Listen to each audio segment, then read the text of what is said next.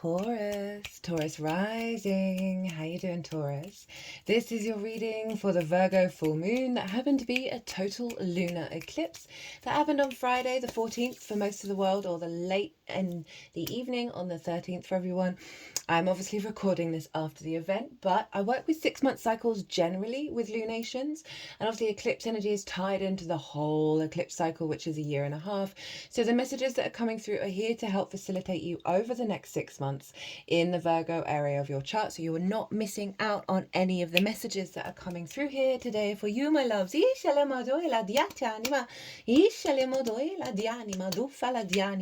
Hello and welcome. My name's Chloe. I work with card divination, astrology, and as you just heard and as you can see, I channel multi-dimensional energies through my body, both in the form of physical and vocal light language.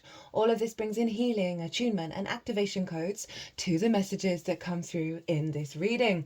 Now, not only are we pulling cards for the intention of this eclipse for you, my love, but we're also going to be pulling some cards on Mercury being retrograde, which happened nearly exactly 24 hours after the full moon. And obviously Virgo is ruled by Mercury, so it's all very entwined. I'm not going to be doing a full Mercury retrograde series, but I have done a Venus retrograde series. So the themes, and they're both retrograding in Aries and Pisces. It's 2 out of the 4 planets that are going to do that this year. So there's a lot of commonality, there's a lot of themes, and Mercury was conjunct Venus at the exact moment of the retrograde. So all that Venusian energy and what came through in the Venus retrograde transit series is very interlinked into the Mercury transit as well. So we're just going to be touching on it lightly, but if you want some more information, go check out that transit. Right, so I read for the rising signs. So for those of you who do not have Taurus in the first house, look to the house it does fall in your natal chart. Look to the themes of that house, and you want to apply those themes along with all the other meaning you've got going on in the sign of Taurus to the messages that come through, because it will be as if that Taurus energy, wherever it falls in your natal chart, has now energetically moved to the first house. So the astrology for the rising sign will always still link in. You've just got to add on your own natal chart meaning on top of it. For example, I have Taurus in the 10th. So I'd apply the themes of the 10th, and I've got my North Node there along with Lilith. So I'd apply all of that to what wants to come through in this reading. As always, take what resonates, leave what doesn't. So before we really get into this reading for you, my lovely Tauruses, there is a collective reading based on this moon of the astrology of the moon at the exact moment and what kind of frequency that's creating that we're then working with over the next 6 months. Really get into the weeds of that. I had so many channeled messages in the lead up to doing that video. Not surprising, I've got a Virgo sun, so I'm attuned to it. And the tarot that I pulled during the collective reading, all of it all worked together, and it was beautiful.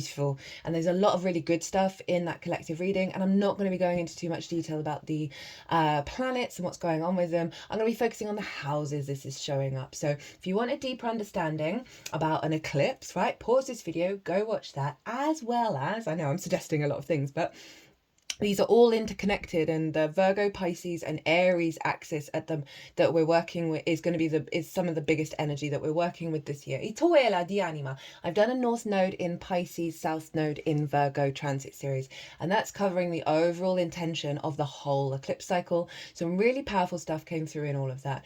Lots of sort of deeper understanding of like what's the agenda, and I've been applying all of it to my own life, and my life is completely changing radically in the best possible way. So again, this is really great energy to have an understanding of, to work with over the next year and a half. So that will take you even further and deeper into the understanding of this moon, because obviously the South Node is in Virgo, and that's what we're dealing with when it comes to an eclipse. So that's all the prelude. So what's happening in this video? We're going to get 3 cards for this full moon in Virgo for you. The first is what's being cleared out, what cycle is closing out with the eclipse. Second card is going to be what's being activated with the eclipse that will then unfold over the next 6 months. And the third card is going to be how to work with it, what energy to channel to really facilitate the intention of this eclipse. So Taurus, where is this happening for you? Well, it's in your 5th house of your creation energy, a fellow Earth Sun, Itala, Dishele Moduela Dianima, O Tuela, Dishenima, Duela. So it's the house of joy. But the most important part of this, and everything I'm going to say stems from this, but is your creation energy. How you create from your life force. Itoela diala. Amusement, play, games, children, both literal children and figurative children, such as your inner child, wounded or not, and creative things you birth into the world that feel like your children. It's also about romance, dating, and love. It is the house of joy. This is a very powerful transit you're going through with the South Node being there. And in the All 12 Signs series for that overall transit, I go into a lot more detail on how to work with that South Node being there. But we've got a full moon here, and the moon was eclipsed. Right, so this is a big purging, a big releasing around blocked wounds, around your creation energy, around your pleasure, around your joy, the wounds of the inner child. We can have a lot of addiction in the 5th house for that reason. Itala di moduela di anima. Certain romantic relationships in your life. If there's still some wounds there, this is a big release around that. Itala di moduela di anima. Sudden shifts and changes. Itufala di animo tuela. That are so. You may have noticed around the eclipse itself, big shifts happening, as well as old paradigms getting really loud around that eclipse because they are being dismantled by the South Node. And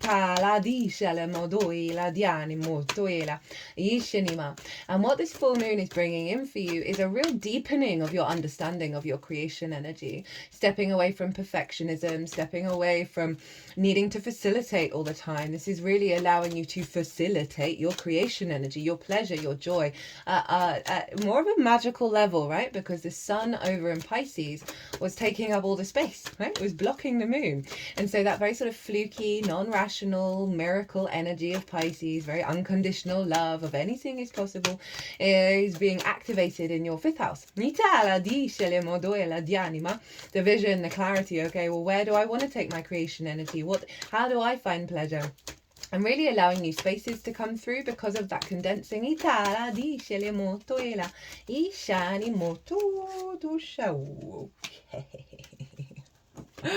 got to see what that one was. Oh, I love it when I do, and I also love it when I don't. So that sun over in Pisces was in your 11th house of hopes and dreams. It's the house of good spirits. Hopes and dreams, friends, groups and alliances, and reaping the benefits from your 10th house, which is your life path / career. So the sun, you've got a pile up over in your 11th house of good spirits, having more clarity about what your hopes and dreams truly are. Really allowing source to kind of like really facilitate the sort of the unknown possibilities, right? And the sun is infusing this sense of vibrancy and energy around opening up space to the true hopes and dreams within you, that you're able to then funnel into your creation energy and let go of a lot of blocks that would have stopped you from really allowing that to unfold, right? So much of these houses that are involved here, and the 2nd house and the 8th house where all your mutable energy is, I find that one of the biggest wounds with all of those 4 houses is not being able to receive because of like a core limiting belief, right?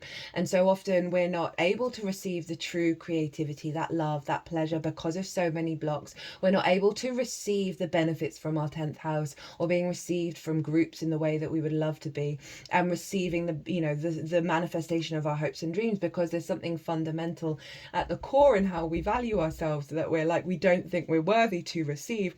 And what's going on with the mutable signs for all the fixed energy is a real shift of that.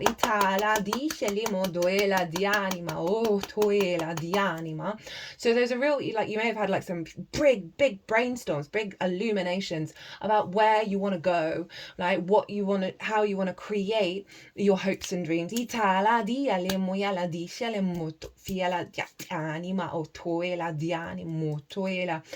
great vision of like, okay, what's the next stage of my life path? path, my career, how do I want to facilitate it? Really having a clarity around actually what you are receiving from the 10th, even if it's not in the way that you would like it, of that awareness of the multidimensional resources. So all of that Piscean energy was flooding into the Virgo energy, right? Of really allowing the undulating influence, this sense of not needing to know all the details, of not needing to be perfect in order to create, and just trusting the flow state and trusting the intuition in that process. Right, let's look at these cards. So first card is what cycle has been closed out by this eclipse. We got the Three of Wands in reverse. Interesting enough, Aries card, and Mercury's getting involved with, well, it was in Aries at the time, so that's bringing in that Aries energy, which is in your 12th house, your hidden house, your house of mysteries. And in that space, there can be so many, and I will talk more about this in the Mercury bit, but there can be so many unconscious responses around pleasure, around joy, around communion, around creativity, limiting beliefs, distorted love languages. And so for this to show up in the reverse, there's like a real block around the liberation of you starting a new journey in the unconscious spaces that obviously affects our outward expression, and particularly with that, obviously with the focus of your creation energy, your pleasure, your joy, how you connect to others, how you find fun. So this is really saying that there's a clearing out of a deep-rooted unconscious block that stopped you from embarking on your own journey, that stopped you from knowing your own value and being able to show up in that way. So that is incredibly powerful. So what's being activated, my loves, and I got to see this. And so this is the most integrated and expansive intention that's at the root of all the nuanced things that are going to be happening in the Virgo area of your chart for each of you, right? So you can pull back to this card, the energy of this card, to apply it to what's going on, whether it's good, bad, beautiful and ugly, whatever it is, right? So that's either being released or cultivated is the Magician, which is Mercury's card. Pretty powerful, Taurus. As within, so without. And I love it following this clearing out that as within, as in the unconscious spaces, that's allowing you to manifest and create from your joy, from your pleasure, right? From your creation energy. There's a real sense of an activation of your power to manifest through your creation energy, manifest that joy, manifest that good spirits as well, because we bring in the sun over in Pisces, your hopes and dreams. But the way through is your creation energy. And as I said, as within, so without. I prefer that phrase to as above, so below, because that implies a hierarchy. Our internal world affects our outer world. And for this card to show up, it is a genuine realignment to understanding that everything around you and every experience is a resource for you to create with, rather than a hindrance and a block. But that is incredibly powerful, especially with Mercury. We've got Mercury was ruling the moon and in the sign of Aries. So we've got an Aries card and the Mercury card. That there's a lot of magic of your soul that's going to be coming through in your creation energy. But you've got to let the layers, the unconscious responses, the recalibration to unfold. But this is super powerful in terms of your capacity to manifest your hopes and dreams, connections to soul family, reaping the benefits from your 10th house. There's going to see more joy and more play in your life. So how to work with this energy? What energy to channel to amplify the integration of the Magician? Page of Cups. Hello, Pisces. So I love the page showing up because it's fresh energy. They're not jaded. They want to experience new things. They want to learn. They want to grow. They want to talk. They want to communicate. They herald messages and opportunities. And this page is talking to a fish, and that fish is talking back. So this is about getting a bit, trusting in the signs and the synchronicities. Follow your imagination, your curiosity, follow the magic, follow the love. Communicate with yourself from a place of love. Get creative in a more Piscean nature than a Virgo nature, i.e. it doesn't have to be perfect. It's just the flow state that you're entering in. But this is also reorientating in the way that you communicate and understand your own pleasure. Look out for signs and synchronicities that may be revealing to you something deeper within you that's actually more yours than it is what's happened to you, right? Dream about your hopes and dreams. Dream about what you truly need in terms of the joy and the pleasure that you feel in life. Now, pleasure isn't just linked into romance. It should be found everywhere.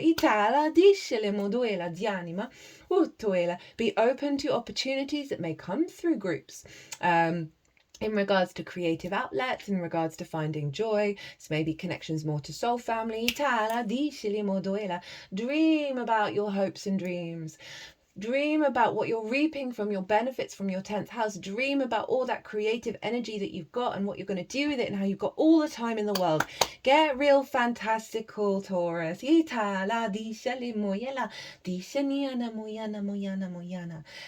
at the bottom of the deck, we have the Ace of Swords, clarity and vision, divine inspiration, sovereignty. Now, this feels very in alignment with the wounds of the 5th. Of the distortions in the field of how we perceive things and how we connect to things. And this is really highlighting a stronger clarity is going to be coming in, right? An awareness of your power, your mindset, what you're able to create. That just with this all just feels like that's like a defrag of the limiting beliefs.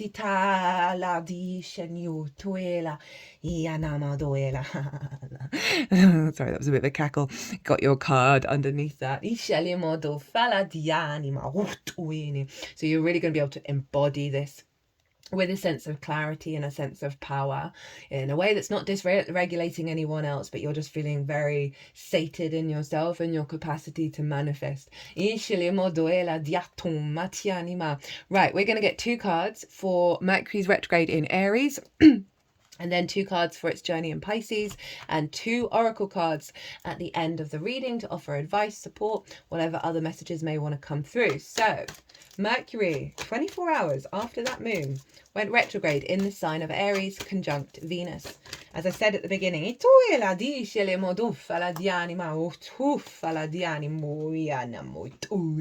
they wanted that one as well. And as I said, that Venus retrograde is very, there's lots of themes, there's lots of stuff, so there's more detail over there. That in the 12th, Mercury in the 12th, as I said, this is the unconscious spaces, the hidden realms, things happening behind the scenes. It is trauma responses, limiting beliefs, distorted love languages, amongst other things, because this house is linked into sort of mental struggles such as anxiety, depression, loss, grief, and also isolation. That can be a struggle, but it also can be you deciding to go on a retreat, that kind of stuff. But underneath all of that is the magic of your soul, right? And so that is the power up. Aries is in fact your power up, but it can feel very personal, but very out of reach and not integrated. I always suggest to anyone who I talk to about astrology, try and integrate that 12th house. Try and take effort to bring that Aries energy out into the world, because then it will start to integrate. Anyway, Mercury being there is a revisitation, a revising of those difficult energies. A recalibration. So Mercury is about information and the transference of information, and everything is information, and everything is always talking to each other, right? So this is how we perceive our reality, whether it's a distortion or closer to the truth, right? How we process that information and then how we communicate it, right? And so Mercury in the 12th is helping reorientate you back to the truth of your frequency in the magic of your soul, right? And so that's going to be clearing out a lot of clutter around unconscious responses, whether it's love languages, whatever it is, that these things are going to be coming to the surface. Trust with that. Really, really trust, because Mercury's helping you figure things out, helping you see the truth. Also getting lots of downloads, lots of inspiration, lots of messages from your magic, from the magic of your soul. So it's through the integration process of releasing a lot of difficult energy. We then are a clearer channel for our higher self to come through. It's simply we become more of it because it is us, just not without the conditioning. So that's what's going on in the 12th. So you may find yourself during this retrograde having perhaps this your communication coming inward. You're not necessarily outwardly expressing yourself in the way that you usually do. You might be going into like spirals in your brain, whether it's anxiety or depression. I just want to give you a big hug with all of that, because I understand that process, but know that it's part of it. And don't let yourself, like, maybe do some candle work, some firework, of like burning things up,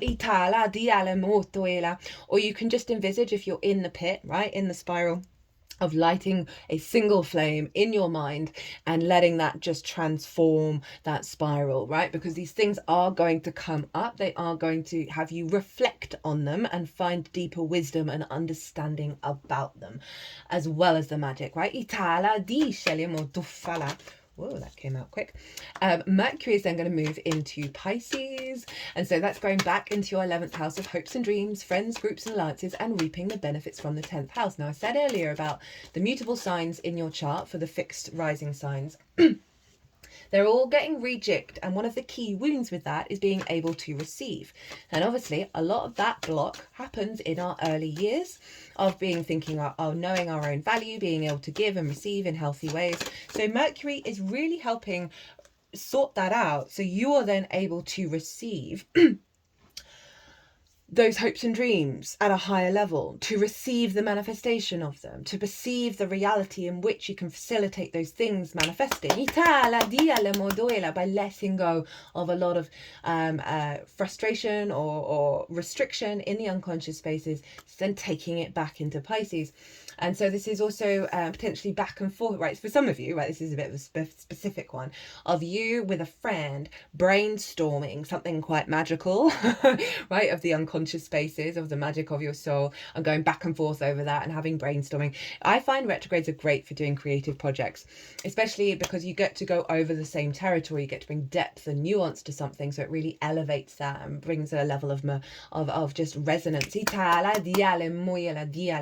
Again, not being able to receive what you need from your life path, from your career. Mercury's helping rejig that, and then allowing you to perceive your reality at a higher level and be able to see the clues and the signs and the synchronicities that are leading to the house of good spirits, the good spirits rising.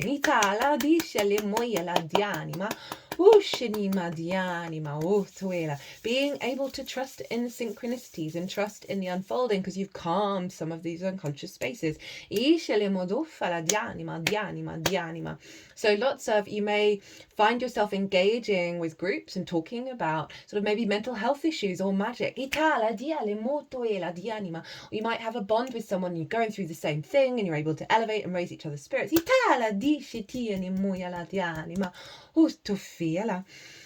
Right, okay, let's crack on. So this is the most integrated and expansive intention of what Mercury's up to in the sign of Aries. And obviously it starts in Aries, it goes back into Pisces, and then comes back into Aries again. And I feel like that Aries coming back, the Mercury coming back into Aries for having been in Pisces, is you've got some sort of magic energy showing up that's then you're feeding that sort of the synchronicities, the possibilities, the dream state, right, of Pisces back into your 12th house. So your instincts, Aries, the magic of your soul, is able to instinctively act on it. And it feels like there's going to be some soothing experiences, as well as obviously difficult ones with Mercury being retrograde. Could be miscommunication, because things not quite going in the way that you like. But I feel also a lot of soothing energy that's coming from that Pisces and bringing it back into Aries and allowing that balm to soothe that instinct and allow it to come from a very soft and beautiful undulating space. So the most integrated and expansive intention, we got the Six of Swords. I love this. So the Six of Swords, so this is what Mercury's up to in the 12th. This figure, they're moving to a new landscape, but where they've come from has been difficult, and where they're going is calm. So from survival to thriving. But they can't take everything with them. What they can take are the core perspectives that are going to serve them to thrive in a new landscape. So this is Mercury guiding you through your 12th house and figuring out what is core to you that is going to help you thrive and survive. It's not survive and thrive, right? Because we need to survive in order to thrive. But it's not so much the survival mindset. Right, it's taking you into a new place of thriving with core perspective. So you're clearing the clutter. You're clearing the clutter of the limiting beliefs, the distortions, and you're left with what's core for you. Powerful stuff. Love it. Okay, what to embody? to help facilitate this. Oh, hello. Freedom, joy, illumination, light. Yes. Right? Shining a light in those unconscious spaces. This is the inner child, a healed inner child, and it is free and happy.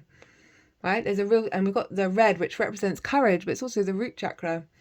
So maybe do some meditation of bringing the sun energy into your root, the sun energy into your creation energy as well, because Mercury rules Virgo. So it's going to be influencing that 5th house as well as the Gemini energy. So they're really wanting you to keep sunny, basically. See the light, see the joy in life, find those things. Find those things, cultivate that frequency. At the bottom of the deck, oh, shut up. We got the 9 of Cups. Very similar to what I've just said, of like feeling this is bringing you, this process is getting you to the 9 of Cups, where internally you feel emotionally aligned and grateful, right? That sense of abundance and gratitude practice. If you're having a bad day and you can't find anything to be grateful for, my favorite one is I'm so grateful I can breathe. I'm so grateful the blood is pumping around my body, that my heart is beating. You know, it just start the baseline if you're in the pit a bit. And it is literally just habitual practice to train the brain to focus on the things that are full of gratitude, right?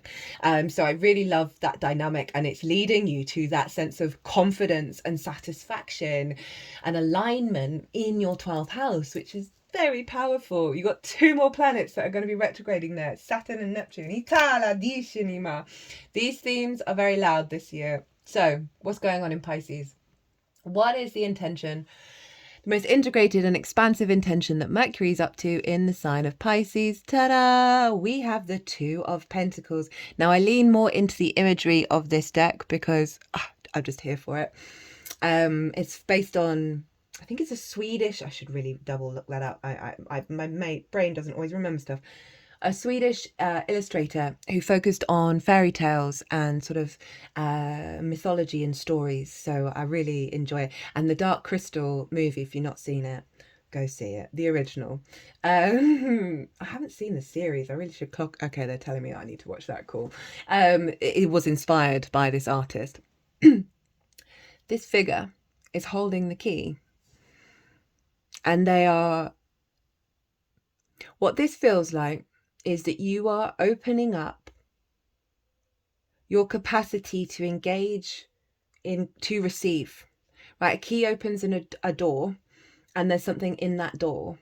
Well, whether it's in a box, okay, they're wanting me to focus more on the box. There's a box, there's stuff in it, or there's a understanding of reality in it, because it's pentacles. And you've got the key that you're going to be opening this box, and it's linked into being able to receive, because we've got 2 figures here, and there's an energy of wisdom within them. And you know, so often, you know, I've read it on and off of like people in their 90s, like what would they say to their younger selves, what would they say to us? And they're like, have fun, enjoy your life. Right, so this feels like the wisdom that's being opened up. Okay, I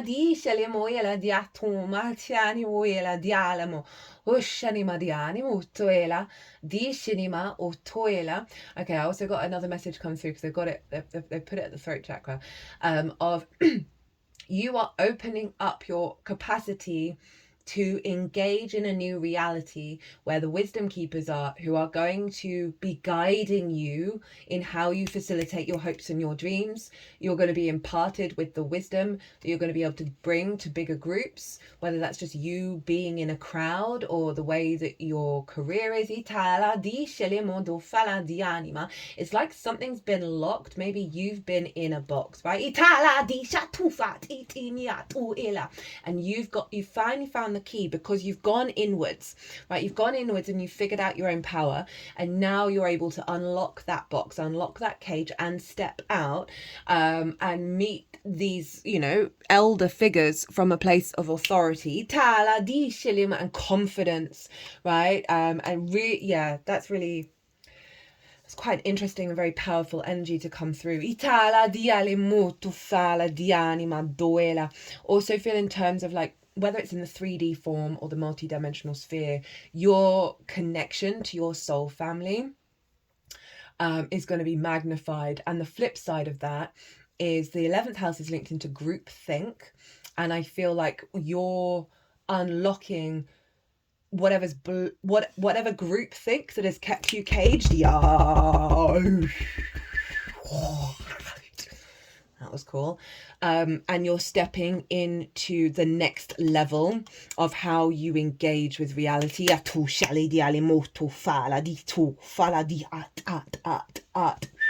Okay, right.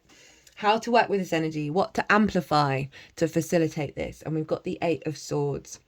Give yourself time to decompress, to reconfigure. You are protected.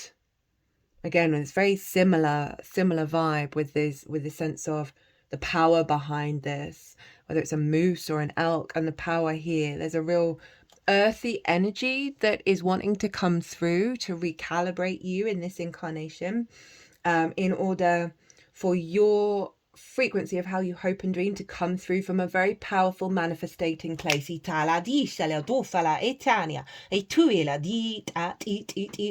focusing on the magician.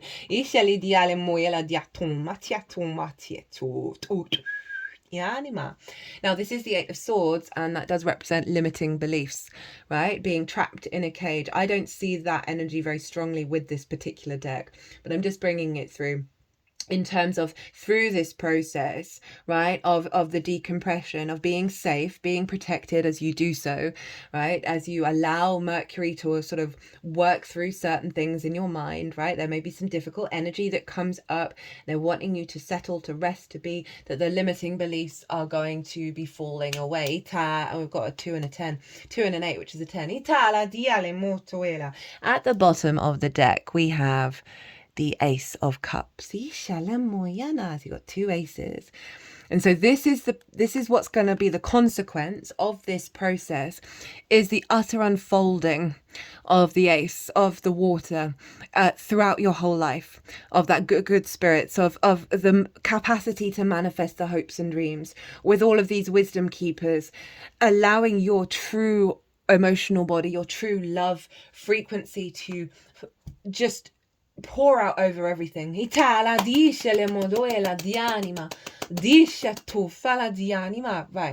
let's get the oracle cards. This has felt pretty, this has felt different to the other readings. That's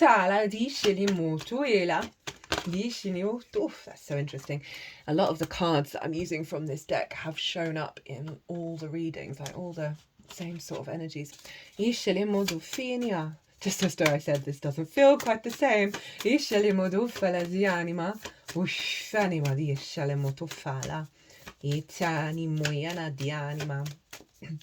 Powerful stuff around the mind, around the limiting beliefs. And they're really like, there's such a strong focus on the joy in your life, and the magic, right? Rather than being in resistance to it or being in fear. If you are noticing it, you're like, oh, that's just going to go away. Try and be present. Try and be in the now, with that. And don't have any expectations of how or what or why or when. Right? That is the Virgo South Node that we're releasing that. Because then you can enjoy every moment without, is it going to change? Everything changes. We have Whale and Breach. This came up for Scorpio, I believe, or Sagittarius. This powerful creature of the ocean takes a few great sweeps with his fins and propels himself briefly out of the waters, where he spends... Taurus, I forgot. This moon and the sun were making harmonious aspects to Uranus in Taurus. Now, being in Taurus, it can dysregulate the nervous system because it's a very sort of speedy, fast, high vibrational energy. And with the eclipse, with the gut that's ruled by Virgo, you may have just noticed your nervous system and your gut, might not be for everyone, like being dysregulated around the time of the eclipse. Trust that whatever was going on that did that is coming up to be released.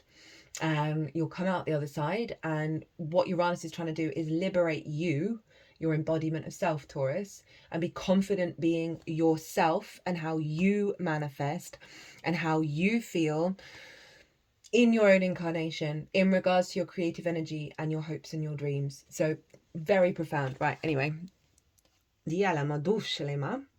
He's taking a break from the ordinary earth element in which he lives to exist, even for a few moments, in the realm of blue skies. And sun, have some playtime. Having broken through the skin of the ocean in a magnificent display of fullness and strength. All Balan whales breach, but none more spectacularly than the humpback, considered the acrobat of this family.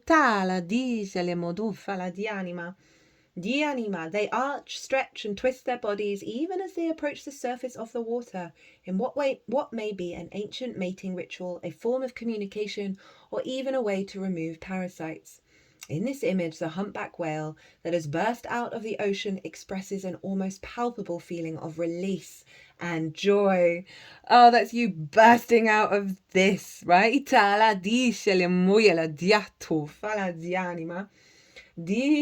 Often when we manage to change our environment to break through illusionary blockages, we experience an intense feeling of relief. That's going on over here. Oof, my third eye's throbbing at that. And can let go of any previously held fears and assumptions of what would happen once we did overcome that barrier, whether it's material, emotional, or mental. Simply getting away from the trance of technology for a few hours and spending time in nature is a breach from the trappings of civilization that can suffocate us and prevent us from connecting to the earth. And it's interesting, like this card, this figure's face planted right straight into the earth. I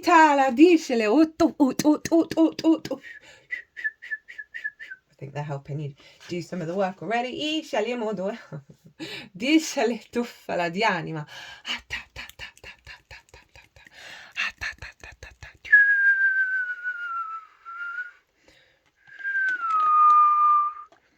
Okay, I've got some crystals here, so those cards are just going to hang out there and do some healing.